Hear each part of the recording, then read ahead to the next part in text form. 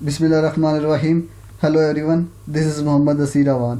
آج کی اس ویڈیو میں ہم کانسٹیٹیوشنل ریٹس کو ایکسپلین کریں گے اور کوشش کریں گے بہت شارٹ ٹائم میں آپ کا یہ جو کانسٹیٹیوشنل ریٹس سے جتنے بھی ریلیٹڈ کویشچنز ہیں اور ان کے کانسیپٹس ہیں وہ آپ کے مائنڈ میں بالکل کلیئر ہو جائیں گے انشاءاللہ. سب سے پہلے ہم دیکھتے ہیں کہ کانسٹیٹیوشنل ریٹس کا ذکر پاکستان کے آرٹیکل 199 کانسٹیٹیوشن آف پاکستان میں دیا گیا ہے. اور یہ ریٹ جو ہوتی ہے بیسیکلی ہائی کورٹ کے پاس ہوتی ہے پاورز کے, وہ یہ ریٹس انٹرٹین کرتی ہے. تو اب یہ ریٹس کس لیے ہوتی ہیں, ان کا مقصد کیا ہے, کون کون سی ریٹس ہوتی ہیں, یہ آج ہم ڈیفائن کریں گے. ریٹس جو ہے اس کا ایڈمنسٹریٹو لا میں بھی ذکر ہے اور کانسٹیٹیوشنل لا میں بھی ذکر ہے. اور جو بیسک 5 قسموں کی ریٹس ہوتی ہیں وہ آج ہم ڈسکس کریں گے, اور کوشش کروں گا کہ میں آپ کو یہ ریٹس والا جو جتنا بھی کانسیپٹ ہے اتنا واسٹ لینتھی کانسیپٹ نہیں ہے, ایزی سا کانسیپٹ ہے. میں کوشش کروں گا کہ آپ کو بہت ہی آسان طریقے سے اس کو سمجھا سکوں اور آپ کا یہ کانسیپٹ بالکل کلیئر ہو جائے گا.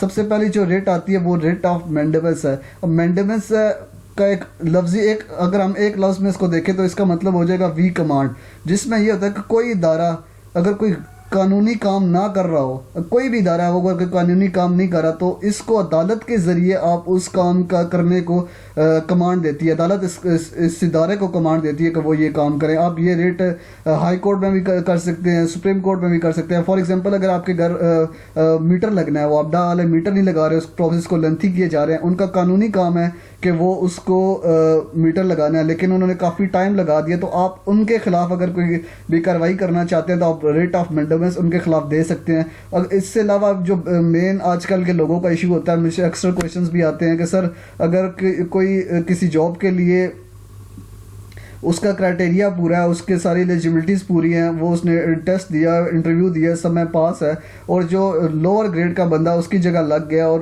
یعنی کہ جس کے نمبر کم تھے, جس کے انٹرویو میں مارکس کا ٹیسٹ میں مارکس کم تھے, تو اس صورت میں بھی وہ یہ پوسٹ جو ہے نا اس ادارے کے خلاف ریٹ آف مینڈیبس لگا سکتا ہے, اور اس میں وہ پوسٹ ایلیجبلٹی کا بتا سکتا ہے کہ میں اس پوسٹ کے لیے ایلیجبل ہوں, اور وہ اس پہ کارروائی کر سکتا ہے تھرو دا کورٹ. اس کے بعد جو نیکسٹ آتی ہے ریٹ آف پروویشن. اور پروویشن ہم جیسے نام سے ہی ظاہر ہے, پروویشن کا مطلب ہوتا ہے کسی چیز سے روکنا. تو کوئی بھی ادارے کو غیر قانونی کام سے روکنا, اگر کوئی بھی ادارہ آپ کے خلاف اگر کوئی غلط ایکشن لیتا ہے تو اس کو روکنا جو ہوگا وہ ہوگا پروہیبیشن. یعنی کہ کوئی بھی ادارہ فار ایگزامپل آ رہا ہے آپ کے گھر, جو قانونی گھر میں آپ رہتے ہیں, اور وہ آ کے اس کو کوئی ڈیمیج کرنے کی کوشش کرتے ہیں یا کوئی اس کو گرانے کی کوشش کرتے ہیں, تو یہ آپ کے لیے ہوگا کہ آپ ان کو روک سکتے ہیں, ان کے خلاف ریٹ دائر کر سکتے ہیں پروہیبیشن کی, کہ وہ فوری اور اسی ٹائم آپ کے وہ اس پروہیبیشن جو غلط کام کر رہے ہیں, غیر قانونی کام کر رہے ہیں, جن کا ان کے پاس رائٹ نہیں ہے وہ کر رہے ہیں, تو وہ اس سے روک جائیں. یہ بھی آپ 199 کے تھرو ہائی کورٹ میں ریٹ دائر کر سکتے ہیں, ریٹ آف پروہیبیشن. اس کے بعد جو نیکسٹ آتی ہے سرچوری بھی بولتے ہیں اس کو, شرشرارے بھی بولتے ہیں, ڈفرینٹ اس کو بولتے ہیں, لیکن چلیں اس کا کنسیپٹ دیکھ لیتے ہیں نام کو چھوڑ کے. تو اس میں ہم دیکھتے ہیں کہ جو اس کا مقصد یہ ہوتا ہے کہ سرٹیفکیٹ آف ایکشن, یعنی کہ اگر کوئی ادارہ, کوئی بھی بندہ, کوئی پبلک سرونٹ ہے, وہ اگر کوئی بھی کام کر رہا ہے جس کے وہ اپنی جورسڈکشن سے بیونڈ جا کے, مطلب اس کے پاس جورسڈکشن نہیں ہے اس کام کرنے کی, لیکن وہ کام کر رہا ہے, تو اس کے خلاف آپ ریٹ آف سرچوری بھی لگا سکتے ہیں, یا شرشرارے بھی جو اس کو بولتے ہیں, ریٹ آف شرشرارے وہ بھی لگا سکتے ہیں. تو یہ صرف اسی کے لیے اگر کوئی بھی ادارہ, فار ایگزامپل ہمارے صدر صاحب ہیں عارف الوی صاحب, جن کے پاس اب اتنی پاورز نہیں رہی, اگر وہ اپنی جورسڈکشن سے بیونڈ جا کے اگر کوئی کام کرتے ہیں, یا علاقے کا ایس ایچ او ہے وہ اگر اپنی جورسڈکشن کے سے بیونڈ جا کے کوئی کام کر رہا ہے, تو آپ اس کے خلاف ریٹ آف سرشرارے لگا سکتے ہیں کہ آپ کے پاس یہ پاورز, یہ جورسڈکشن نہیں ہے کہ آپ اس کیس کو ڈیل کریں یا اس میٹر کو ڈیل کریں. اس کے بعد جو نیکسٹ آتی ہے ہمارے پاس ریٹ آتی ہے وہ ریٹ آف کو وارنٹو. اب کو وارنٹو ایک ہماری میڈم تھی, وہ اس کو بڑا اچھے طریقے سے کہتی تھی under what authority, under what لا.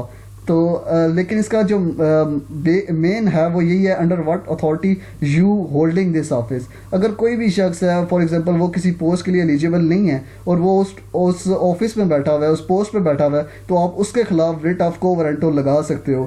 ہمارا ایک بہت فیمس کیس بھی ہے مولوی تمیز الدین والا کیس جو ہے, اس میں ہم دیکھتے ہیں کہ وہ کیس کر دیتا ہے. تو اس کے بعد ہمارے ابھی مشرف کے اوپر بھی ریسنٹ کیس ہے جس میں مشرف صاحب اپنے ہمارے ملک پہ ٹیک اوور کر لیا تھا، انہوں نے پریزیڈنٹ بن گئے تھے.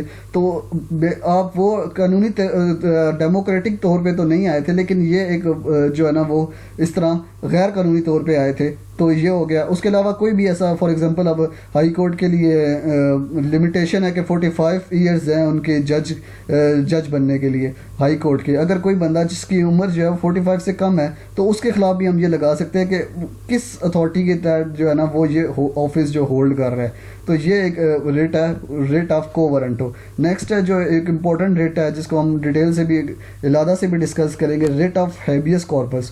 ریٹ آف ہیبیس کارپس ایک بہت امپورٹنٹ ریٹ ہے. اس کا کنسیپٹ آلموسٹ ہر انسان کو پتہ ہونا چاہیے، نہ کہ لا مین کو، لے مین کو بھی پتہ ہونا چاہیے کہ یہ ہوتی کس لیے، یوز کس لیے ہوتی ہے.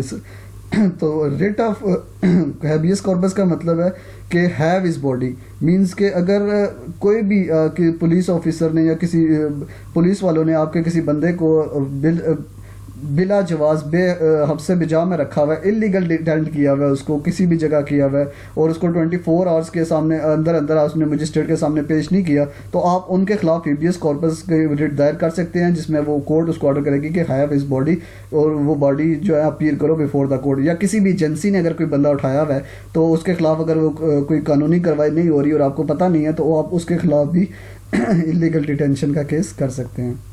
تو یہ ایک ڈیٹیل ٹاپک تھا ہیبیس کارپس کو لے کے. جو اب اگر مسنگ پرسن ہیں ان کے خلاف بھی ہم اگر کوئی ریٹ دائر کرتے ہیں تو وہ بھی ہیبیس کارپس میں آتی ہے. امید کرتے ہیں آج کی ویڈیو آپ کے لیے کافی انفارمیٹیو ہوگی. اپنا اور اپنے گھر والوں کا خیال رکھیں. اللہ حافظ.